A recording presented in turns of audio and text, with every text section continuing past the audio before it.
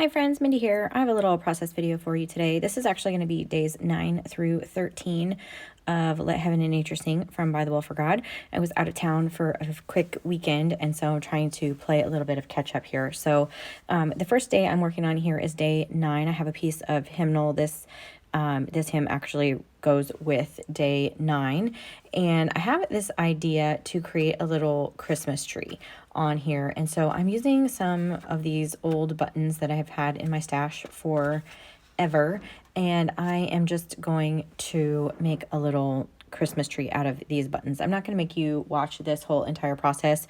I did go through and try to decide if I wanted to use kind of different sizes of buttons, but I happen to have, for whatever reason, just a ton in this kind of dark green. I can't even really say where they came from. They may have been given to me at some point along the way.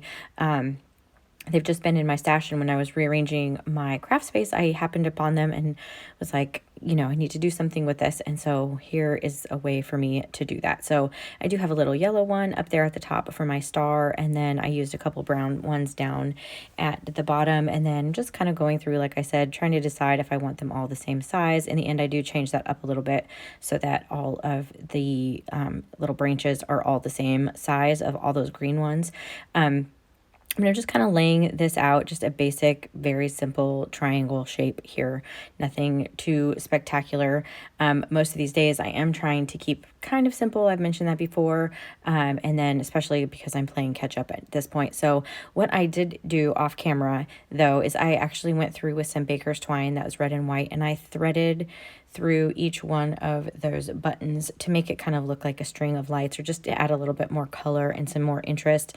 So on the brown part, I did some brown, and then I added another little shape behind that yellow just to add a little bit more emphasis up there. And then I used the alpha tiles to put Hark. The hymn that day is Hark the Herald Angels Sing. And so I used a little Tim Holtz label and just put that up in the top right hand corner. And then I have a little critter here on the back as my closure.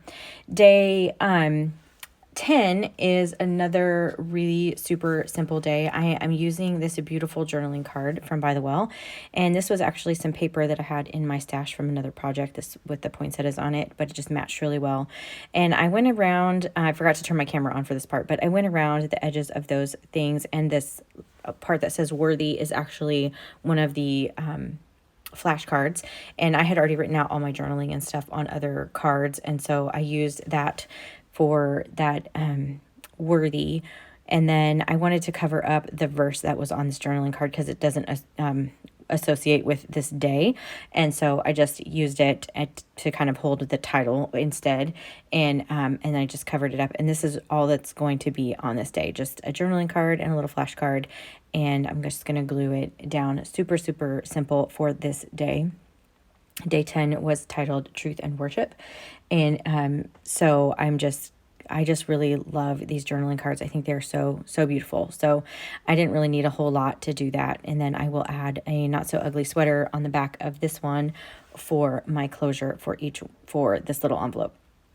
Moving on to day 11 is going to be another kind of simple card. I'm using one of the mini file folders here and another one of the flashcards that I didn't use for the day because my notes were on another card, and so I am just gluing all of this closed here really quickly.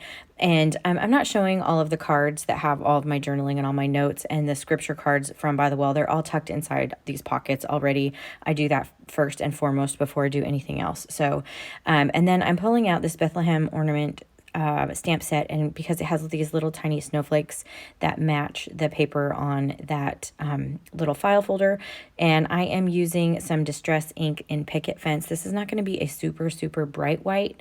It's going to be a little bit muted, but for the background, for what I wanted, it works perfectly. So you can see I'm just going to go around and stamp. Some of them are imperfect because I'm stamping on, this book that's very wonky shaped and very, very layered and a lot of different things. So I'm just trying to do the best that I can. And then I'm just kind of rehearsing it. I added another little snowflake stamp on there in a different shape just to fill in some of the little places. And then I will glue all of that down.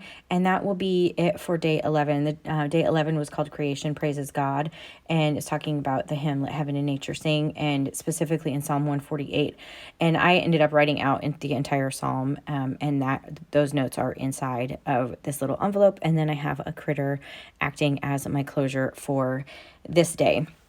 For days 12 and 13, I'm going to start on day 12, and then I'm going to have to move on to 13 and come back, but that will make more sense in a moment. So I'm pulling out this old stencil from By the Well, and I have an embossing dauber from Tim Holtz, and I am just applying this through the stencil, and then I'm going to move my stencil over and get the other edge. There is one little section where I didn't really get a lot of embossing, but that's okay. We can kind of see right there in the middle, because something's going to cover it anyway. And then I'm covering this with white embossing powder. I know this is kind of hard to see on camera because I'm working on white paper.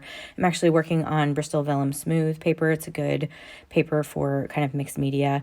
And I can see I have some of this embossing powder where I don't really want it. So I'm just going to come in with the paintbrush and just sort of remove it where it kind of got a little globby and whatever. And then I'm going to heat this with my heat gun until all that embossing powder melts. And I think you can see it okay on there. And then I'm going to come in, I have my little paint palette from before, and I'm going to pull my Daniel Smith watercolors, and then I'm spraying down this entire card, and then I'm going to pull some of that color. And I was working from the palette, and then I ended up just working straight from the card because I wanted the kind of really darker, more saturated color.